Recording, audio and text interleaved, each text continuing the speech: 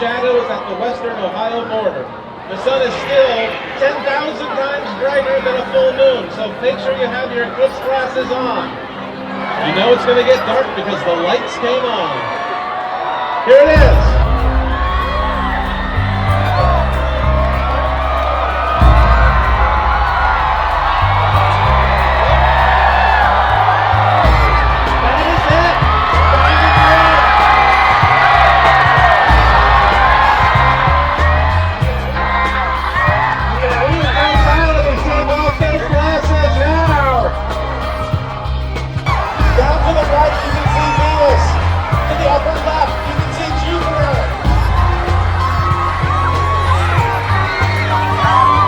Your once-in-a-lifetime solar eclipse.